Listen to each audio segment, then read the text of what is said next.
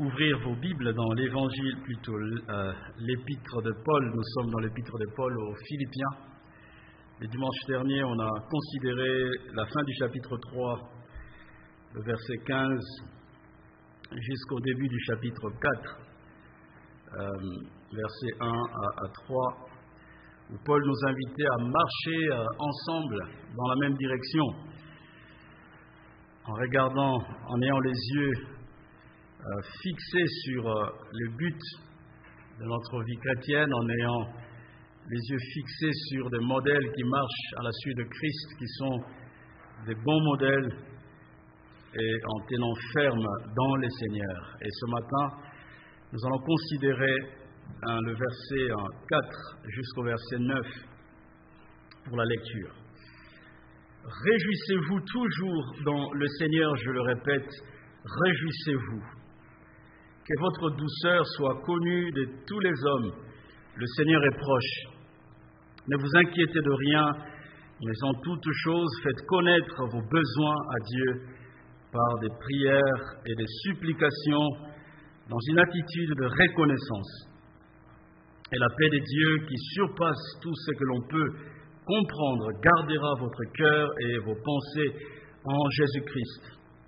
Enfin, frères et sœurs, portez vos pensées sur tout ce qui est vrai, tout ce qui est honorable, tout ce qui est juste, tout ce qui est pur, tout ce qui est digne d'être aimé, tout ce qui mérite l'approbation, ce qui est synonyme de qualité morale, ce qui est digne de louange, ce que vous avez appris, reçu et entendu de moi, et ce que vous avez vu en moi.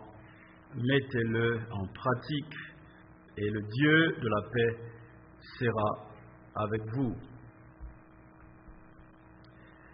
Tout à l'heure, Schwing, dans son intervention, disait qu'on ne pouvait pas demander à Samuel de se réjouir alors qu'il venait d'être humilié par ses camarades. Ce matin, les titres de mon message, je l'ai intitulé « En toutes circonstances, réjouissons-nous ». En toutes circonstances, réjouissons-nous. Les croyants de Philippe font face à des pressions à l'intérieur même de l'Église et pressions à l'extérieur même de l'Église. À l'intérieur de l'Église, il y a des désaccords entre certains frères et sœurs. À l'intérieur de l'Église, à l'extérieur de l'Église, l'Église fait face aux mauvais ouvriers, ceux qui prêchent la circoncision comme moyen pour parvenir au salut, ceux qui se conduisent en ennemis de la croix de Christ.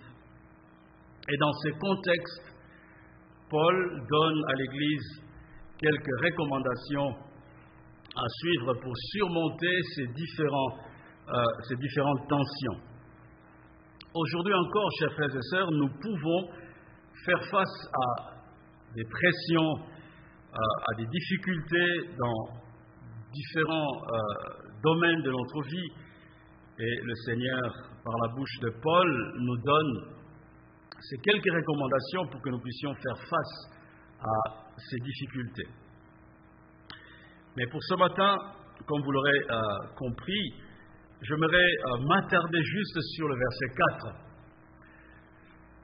Réjouissez-vous toujours dans le Seigneur, je le répète, réjouissez-vous, nous dit Paul. À partir de ce verset, nous allons essayer de voir quelle est la nature de cette joie, la durée de cette joie, l'objet de cette joie et les motifs de la répétition de Paul qui consiste à dire aux Philippiens, réjouissez-vous. Paul donne un ordre aux Philippiens. Il leur dit, réjouissez-vous toujours dans le Seigneur. Je le répète, réjouissez-vous. Réjouissez-vous toujours dans le Seigneur malgré ceux qui prêchent Christ avec des intentions qui ne sont pas pures. Réjouissez-vous toujours dans le Seigneur malgré ceux qui insistent sur la nécessité de la circoncision pour être sauvés. Réjouissez-vous toujours dans le Seigneur malgré ceux qui se conduisent en ennemis de la croix de Christ. Réjouissez-vous toujours dans le Seigneur, malgré les désaccords à l'intérieur même de l'Église. Regardons quelle est la nature de cette joie à laquelle Paul ordonne aux Philippiens d'avoir. C'est réjouir où la joie à laquelle Paul invite les croyants n'est pas une émotion euphorique d'un instant suite à un événement donné. Le mardi dernier, le Paris Saint-Germain est allé jouer le match retour du 8e de finale à Liverpool. Le stade d'Anfield était rempli de supporters. L'équipe de Liverpool est réputée comme étant une équipe efficace. Ils sont premiers en Première Ligue pour l'instant. Alors que j'ai regardé le match avec Jedidja, moi j'ai stressé à la place des joueurs. J'ai dit mais c'est bizarre, c'est eux qui jouent et moi je stresse. On attendait à ce que le PSG puisse marquer pour être égal à égal avec Liverpool, pour lancer les matchs comme on dit. Et lorsque le PSG a marqué, nous avons sauté de joie avec Jed, on s'est tapoté, pam pam. Quelle joie de voir le PSG égaliser et revenir dans le match. Et plus tard, le PSG a remporté le match face à Liverpool. Gianluigi Buffon a arrêté 2 pénaltys pour la joie de Francesco. C'est vrai. Pas Buffon, mais Donnarumma. La joie. Lorsque vous regardez un concert à la télé ou ceux qui assistent au concert, on voit un monde fou, les gens en train de se réjouir, de crier de joie. Parce qu'il y a une émotion vive à l'instant. Est-ce la joie dont Paul est en train de parler? Non. Se réjouir ou la joie dont Paul parle ici, c'est un état d'esprit dû au contentement et à la satisfaction par rapport à ce que l'on sait du Seigneur, ce malgré les temps et les circonstances auxquelles on est exposé. Se réjouir dont Paul parle ici, c'est un état d'esprit dû au contentement et à la satisfaction par rapport à ce que l'on sait du Seigneur, ce malgré les temps et les circonstances auxquelles on est exposé. L'apôtre Paul qui écrit cette lettre aux Philippiens se trouve en prison. Et Paul, plusieurs fois, il est revenu, il a insisté en disant aux Philippiens, « Je suis dans la joie et réjouissez-vous. » Il se dit, « Mais Paul, tu n'es pas normal. Tu es prisonnier. » Et à cette époque, être prisonnier, ce n'était pas rien. On faisait l'objet de persécutions, de souffrances, et surtout, Paul est arrêté et il souffre à cause du nom de Jésus. Mais malgré cela, l'apôtre Paul dit plusieurs fois qu'il est dans la joie et il invite les Philippiens à se réjouir avec lui. La joie dont Paul parle ici est aussi un état d'être qui est basé sur une confiance absolue dans les dieux immuables, les dieux qui ne changent pas, et dans ces promesses qui sont infaillibles, ce malgré le temps et les circonstances. Les prophètes Habakkuk, après que l'Éternel l'ait annoncé qu'il allait juger son peuple en utilisant ses propres ennemis, les Babyloniens, on voit la réaction du prophète, une réaction ô combien extraordinaire. Au chapitre 3, Habakkuk, lorsqu'il apprend que Dieu va juger son propre peuple, il va raser Jérusalem, il va déporter son propre peuple pour l'amener vers une nation étrangère. Au verset 2 du chapitre 3, le prophète dit ceci: « Éternel, j'ai entendu ce que tu as annoncé, je suis saisi de crainte. Et ensuite, il dit au verset 16, plus loin, j'ai entendu et je suis tout bouleversé. Et enfin, au verset 18 du même chapitre 3, le prophète dit, mais moi, je veux me réjouir en l'Éternel, je veux être dans l'allégresse à cause du Dieu de mon salut. Il apprend le jugement de Dieu, il est saisi de crainte par rapport à ce que Dieu va faire. Il est saisi de crainte parce que Dieu, quand il dit quelque chose, il va le faire. Il va d'ailleurs dire, à la suite du verset 2, il dit, « Éternel, accomplis ta promesse. » Il est bouleversé par ce que Dieu annonce. Mais il trouve sa joie dans ce que l'Éternel est pour lui. Habakkuk a une confiance absolue dans le Dieu immuable. Il a confiance absolue dans les promesses infaillibles de Dieu. Réjouissez-vous, dit Paul. La nature de cette joie n'est pas euphorique en fait. Ce n'est pas une joie euphorique due à une circonstance donnée. Mais c'est plutôt l'état d'esprit dû au contentement et à la satisfaction de ce que nous savons que Dieu est pour nous. C'est une confiance absolue dans ce que Dieu représente pour nous, dans ce que Dieu est, dans ses attributs, dans ce que Dieu promet dans ses promesses. Et nous savons que ce Dieu est immuable, il est un Dieu qui est éternel, un Dieu lorsqu'il promet, il accomplit ce qu'il fait. Et quels que soient les temps et les circonstances, ce Dieu, lui, ne change pas. Et on peut trouver la joie en lui. La durée de cette joie. Paul dit, réjouissez-vous toujours, c'est-à-dire à chaque instant, en tout temps. Est-ce possible de se réjouir toujours?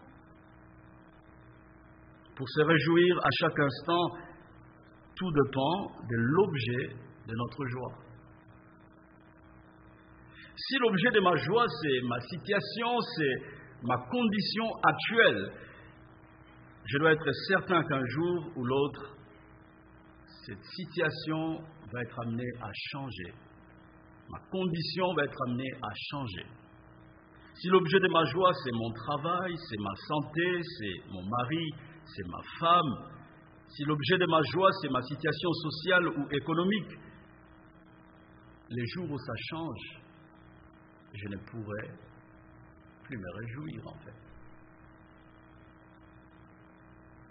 Les jours où je connaîtrai une perte par rapport à toutes ces choses, ma joie ne sera plus une joie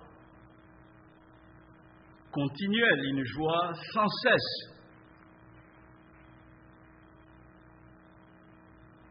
Pour se réjouir en tout temps, il faut que l'objet de la joie fasse le poids. Il faut que l'objet de ma joie soit invariable ou inchangeable. Sinon, c'est difficile de se réjouir à chaque instant. Or, nous savons que dans cette vie, il n'y a rien qui puisse demeurer de manière infinie ou éternelle. Dans cette vie, tout change en fait. Nos situations peuvent changer, nos conditions de vie peuvent changer du jour au lendemain. Quel est l'objet de votre joie? Quel est l'objet de notre joie?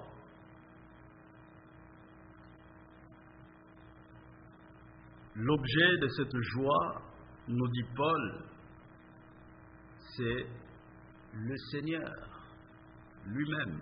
Réjouissez-vous toujours dans le Seigneur, dit Paul. Réjouissez-vous toujours dans le Seigneur. Le point, c'est le Seigneur. La clé, c'est lui.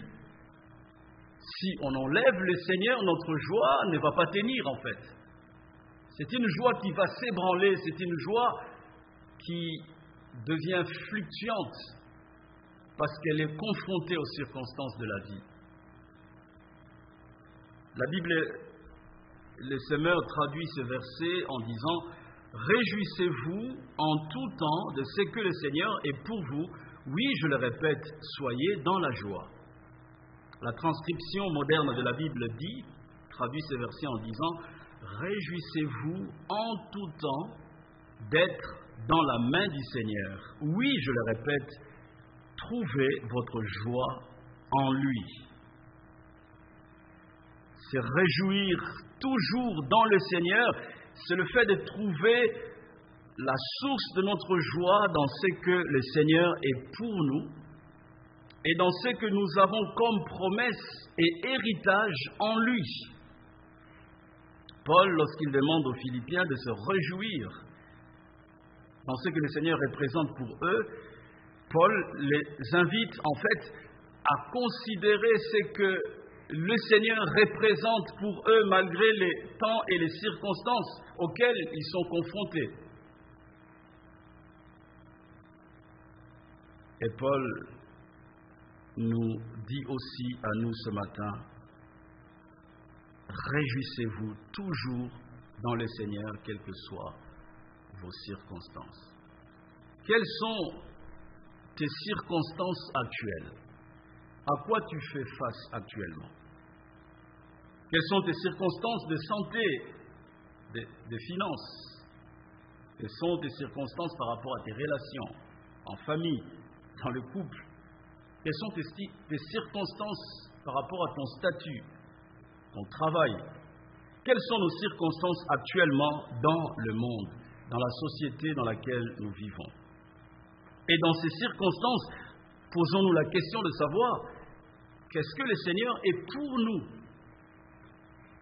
dans ces circonstances dans lesquelles nous sommes? Qu'est-ce que nous avons comme promesse dans le Seigneur? En considérant cette lettre aux Philippiens, Paul nous a fait comprendre que le Seigneur est notre bien suprême. Connaître Christ, être en communion avec lui, représente notre bien suprême. Et en lui, nous avons la promesse du droit de séjourner au ciel. C'est ce que Paul disait, il dit aux Philippiens, à partir du verset 20 et 21, « Quant à nous, notre droit de cité est dans le ciel, d'où nous attendons aussi comme Sauveur et le Seigneur Jésus-Christ. Il transformera notre corps de misère pour le rendre conforme à son corps glorieux, par le pouvoir qu'il a de tout soumettre à son autorité. »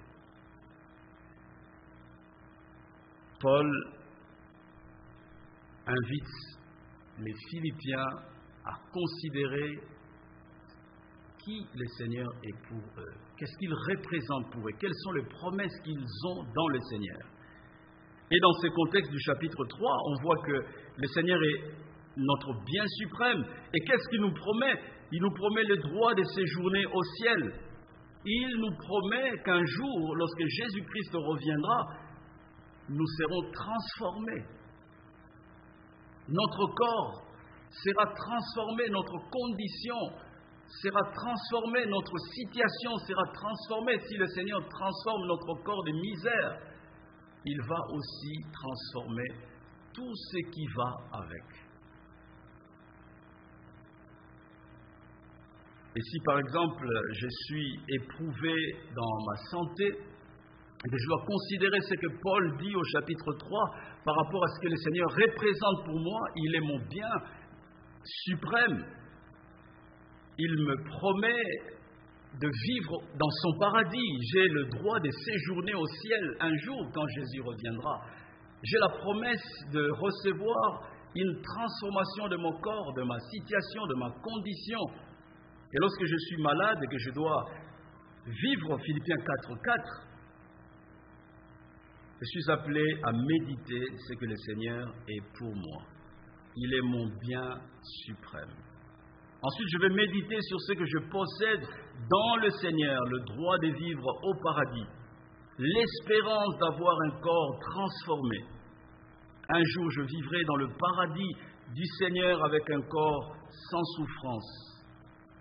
Ma condition et ma situation vont changer de manière parfaite dans la présence de Dieu. Je vivrai dans un monde sans difficulté, sans péché, sans souffrance, sans larmes, sans maladie. Est-ce que ces vérités-là, en le méditant, ne vont-elles pas changer quelque chose en moi intérieurement? Je pense que notre problème le plus souvent, si nous n'expérimentons pas cette joie dont l'apôtre Paul est en train de parler, c'est parce que nous ne prenons pas le temps ou la peine de méditer suffisamment ces vérités bibliques. Parce que lorsque nous méditons profondément ces vérités bibliques, si nous faisons de ces vérités bibliques nos sujets de prière, c'est la parole de Dieu en fait. Si le Seigneur nous dit « Réjouissez-vous toujours », en comptant sur sa grâce et sur ses promesses, Dieu ne faillit pas. Et là, je viens juste de donner un exemple par rapport à ce que nous pouvons trouver au chapitre 3, de ce que le Seigneur est pour nous et ce qu'il nous promet dans sa parole. Il est notre bien suprême. On peut mettre cette vérité en face de toutes nos situations au quotidien et voir qu'il n'y a rien qui va faire le poids face à cette vérité. Si le Seigneur est mon bien le plus précieux, mon bien suprême, quelle est cette chose face à cette vérité si grandiose, si puissante, qui pourrait rivaliser? Il n'y a pas de poids en fait. Il n'y a aucune situation de notre vie terrestre qui peut peser ou faire le poids par rapport à la vérité de savoir ce que Dieu est pour nous, un bien suprême. Mais si je considère toute la Bible, la parole de Dieu, et que je vais chercher ce que le Seigneur est pour moi dans toute sa parole, ce qu'il a dit à son peuple dans l'Ancien Testament et dans le Nouveau Testament, si je médite sur toutes les promesses que je trouve dans l'Écriture, dans l'Ancien et dans le Nouveau Testament par rapport à ce que le Seigneur est pour moi et ce qu'il me promet dans sa parole, je vais trouver de quoi, n'est-ce pas, me réjouir en lui, malgré le temps et les circonstances. Si je prends le temps de méditer ce que le Seigneur est pour moi et ses promesses dans la parole de Dieu, si je proclame ces choses, si je prie ces choses, si je garde ces choses dans mon cœur et dans mon esprit, la parole de Dieu étant vivante et efficace, va jaillir au plus profond de mon cœur cette joie dont l'apôtre Paul est en train de parler. En fait, cette joie dont Paul parle, qui est une joie qui surpasse les circonstances de la vie, cette joie jaillit en fait d'une communion permanente, régulière avec le Seigneur Jésus.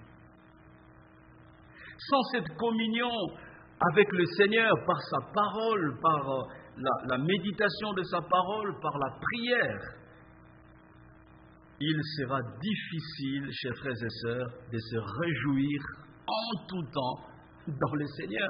Ça sera juste un refrain ou bien un slogan. Réjouissons-nous dans le Seigneur. Mais lorsque je passe par un moment difficile, je perds ma joie. Pourquoi? Parce que la parole de Dieu n'est pas enracinée au plus profond de mon être intérieur. Mais si la parole de Dieu est enracinée en moi, si je suis en communion avec la parole, avec le Seigneur lui-même, quelles que soient les circonstances, si le Seigneur est l'objet de ma joie, je vais me réjouir. Le roi David nous dit ceci: je veux bénir l'Éternel en tout temps. Sa louange sera toujours dans ma bouche. Que mon âme fasse toute sa fierté de l'Éternel. Que les humbles écoutent et se réjouissent. Dites avec moi la grandeur de l'Éternel. Célébrons tous son nom. J'ai cherché l'Éternel et il m'a répondu. Et il m'a délivré de toutes mes frayeurs.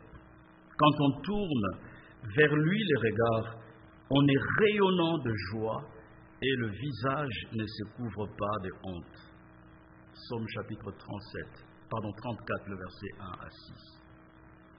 David dit que quand on tourne vers lui les regards, on est rayonnant de joie. David fait mention de sa communion avec Dieu. Puisse nous méditons le Seigneur, puisse nous méditons sa parole, puisse nous laissons la parole de Dieu s'enraciner au plus profond de notre cœur. Chers amis, mieux nous allons être au bénéfice de toutes les richesses que l'on trouve dans la parole de Dieu.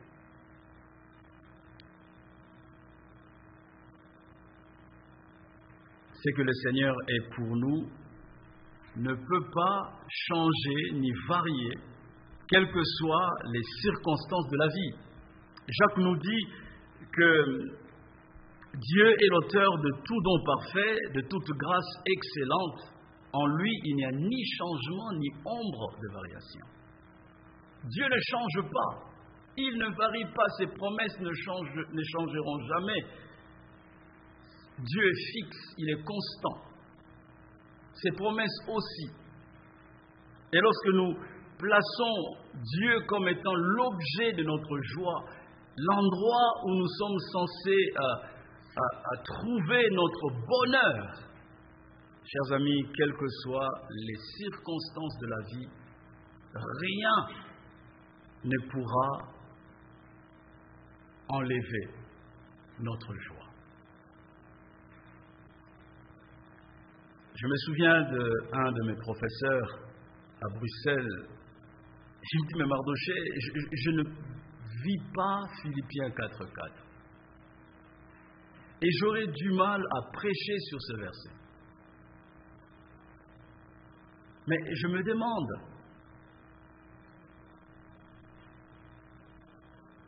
qu'est-ce que tu fais, comment tu fais pour continuer à venir à l'école avec tout ce par quoi tu passes?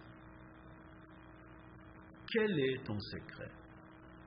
Je ris, je dis, mais c'est simplement la grâce de Dieu. J'ai compris, le Seigneur me fait comprendre en fait que ma joie ne devrait pas venir des circonstances par lesquelles il permet que je passe. Il est ma joie, il est mon bonheur, il est l'objet de mes désirs. Je le cherche, je veux faire de lui la personne la plus importante de ma vie. C'est auprès de lui que je vais puiser la force de vivre, ce malgré les circonstances de la vie. Chers frères et sœurs, en dehors de Dieu, en dehors de Jésus, nous n'avons pas d'objet efficace, sûr, constant, auquel nous devrions trouver une joie sans cesse. Dieu, le Seigneur Jésus, est le seul objet efficace de notre joie. Si nous voulons expérimenter la joie dont Paul est en train de parler, dont le prophète Habakkuk a expérimenté à son époque, Dieu doit rester l'objet de notre vie, l'objet de notre joie, de notre bonheur. Ne cherchons pas à essayer de trouver notre joie en dehors de Dieu. Dieu, dans sa bonté, dans sa souveraineté, nous donne de bonnes choses dans la vie, afin que nous puissions nous réjouir, dit l'Écriture. Mais Dieu veut rester par conséquent l'objet central de la vraie joie. Parce que toutes les autres joies que le Seigneur peut nous permettre dans sa bonté, dans cette vie, restent de joie éphémère, de courte durée en fait. Je parlais de ce match de Liverpool. Après ces moments, mais bof. Mais le Seigneur lui reste l'objet permanent de notre joie et de notre bonheur, parce que lui ne change pas.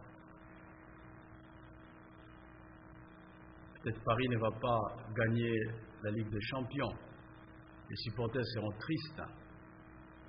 Pourquoi? Parce que l'objet de leur joie, c'est quand le PSG marque ou joue bien. L'objet de notre joie, qui est sans cesse, qui surpasse les temps et les circonstances, c'est Dieu lui-même.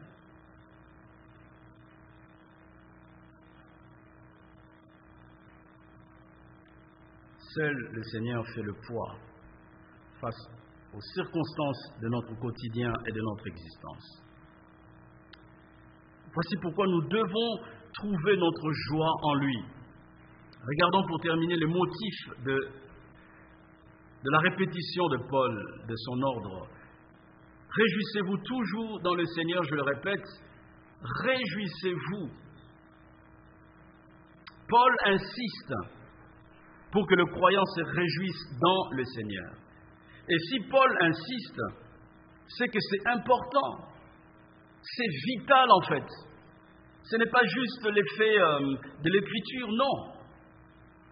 Dans cet épître, Paul a déjà parlé du thème de la joie plusieurs fois. Et il veut insister pour que les croyants arrivent à comprendre en fait qu'en dehors de Dieu, en dehors de Christ, il n'y a pas de véritable joie. Lui, en tant que prisonnier, il expérimente la joie du Seigneur sans cesse dans sa vie. Alors que, quand on est prisonnier, on peut perdre d'espoir, on a des raisons pour être triste. Si l'apôtre insiste, c'est que c'est vraiment important. Trouver notre joie dans le Seigneur, c'est l'essentiel. C'est la raison pour laquelle Paul lui-même n'a pas arrêté de se réjouir dans cet épître. Au chapitre 3 de Philippiens, au verset 1, Paul disait aux Philippiens, « Maintenant donc, mes frères et sœurs, réjouissez-vous dans le Seigneur, je n'hésite pas à vous écrire les mêmes choses. Et cela contribue à votre sécurité. » Paul ne veut pas que la joie à laquelle nous sommes appelés à vivre dans notre communion avec le Seigneur Jésus soit ternie par les diverses circonstances de la vie, que ce soit à l'intérieur de l'Église ou à l'extérieur de l'Église. Il invite les Philippiens à trouver leur joie dans le Seigneur lui-même, malgré les circonstances. Rien ne devrait affecter ni étouffer notre joie dans le Seigneur. Se réjouir dans le Seigneur est la source de notre sécurité intérieure. Si le Seigneur est pour nous, le bien suprême, mais quelle sécurité dans ces mondes qui changent. En dehors de lui, nous n'avons pas de sécurité meilleure qui soit pérenne. Toutes nos sécurités peuvent changer du jour au lendemain. Mais le Seigneur est la source de notre vraie sécurité. Paul insiste que notre joie soit trouvée dans le Seigneur. C'est avec raison, parce que Dieu nous a créés pour sa propre gloire, et il nous a créés pour que nous puissions trouver notre joie en lui. C'est la raison pour laquelle le Seigneur Jésus lui-même a prié pour que ses disciples aient une joie complète en dépit de sa mort et de son ascension. Dans Jean chapitre 17, le verset 13, Jésus prie en disant au Père, « Maintenant je vais vers toi et je dis ces paroles dans le monde afin qu'ils aient en eux ma joie, une joie complète. » Jésus a prié pour que nous ayons une joie complète dans ces mondes brisés par le mal. En son absence et malgré la venue du Saint-Esprit, Jésus veut que nous puissions connaître une joie complète. Et Paul est dans la même ligne que Jésus lui-même. Réjouissons-nous toujours dans le Seigneur, dit Paul, trouvons notre joie dans le Seigneur. Est-ce possible de toujours se réjouir dans le Seigneur? Oui! C'est la volonté de Dieu pour ses enfants. C'est la volonté du Seigneur Jésus pour ses disciples que nous sommes. Je vais terminer par ce témoignage d'un serviteur de Dieu qui parle au sujet de la joie chrétienne. Il dit ceci: la joie du chrétien est un état d'esprit indépendant des circonstances immédiates. Dans le cas contraire, elle serait comme une bougie allumée par une nuit de grand vent. Par moments, la flamme brûle, éclaire de façon régulière. À d'autres, elle est bien près de s'éteindre et ne projette qu'une faible lumière. Cette joie n'est pas liée aux circonstances fluctuantes de notre vie éphémère sur terre. Un jour, mes conditions sont favorables comme une journée ensoleillée de juin. Le lendemain, elle ressemble davantage à un jour brumeux de novembre. Aujourd'hui, j'assiste à un mariage. Demain, je serai devant une tombe. Un jour, par le biais de mon ministère, j'ai conduit 10 personnes à Christ. Puis plus une seule pendant une longue période. Les jours se suivent et ne se ressemblent pas, et pourtant, la joie du chrétien peut persister. Quel est le secret? Le voici. Je suis avec vous tous les jours. Même au fil des jours changeants, il ne change pas ni ne se lasse. Dieu n'est pas une girouette qui varie. Il ne me laisse pas tomber quand le temps est menaçant. Il n'est pas à mes côtés uniquement pendant les jours de prospérité ou d'euphorie, m'abandonnant les jours de misère et de défaite. Il n'est pas présent seulement quand je porte une guirlande et absent quand je suis couronné d'épines. Il est avec moi tous les jours prospères et les jours d'adversité, les jours où résonne la volée de cloches d'un mariage comme les jours où résonne le glas. Tous les jours, celui de la vie, celui de la mort. Réjouissons-nous toujours dans le Seigneur, nous dit l'apôtre Paul. Quelles que soient nos circonstances, chers frères et sœurs, allons trouver notre joie dans ce que le Seigneur est pour nous. Car si nous voulons trouver notre joie en dehors du Seigneur, nous sommes et nous serons des hommes malheureux qui tomberont dans le piège des circonstances fluctuantes de la vie courante. Prions ensemble.